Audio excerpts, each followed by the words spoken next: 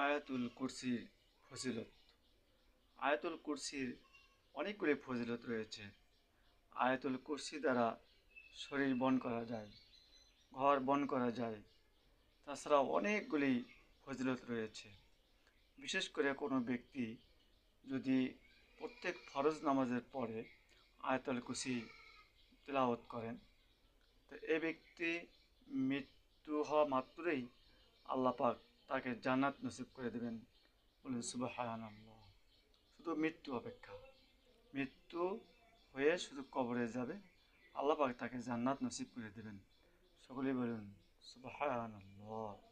তো আমরা আয়াতুল কুরসি প্রত্যেক ফরজ নামাজের সালাম ফেরার পরে পাঠ করব ইনশাআল্লাহ। তো আয়াতুল কুরসি পাঠ করে শোনাই।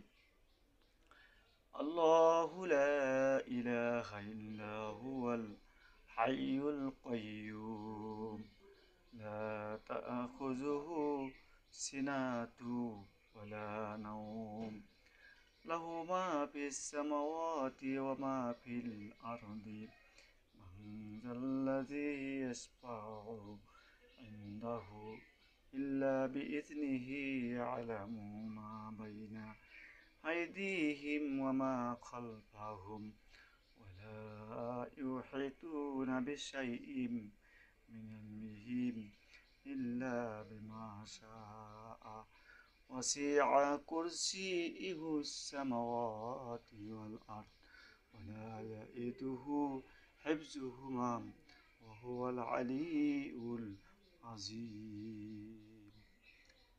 আপনারা শুনলেন আয়াতুল কুরসি। ইনশাআল্লাহ আমরা আমল করব ইনশাআল্লাহ।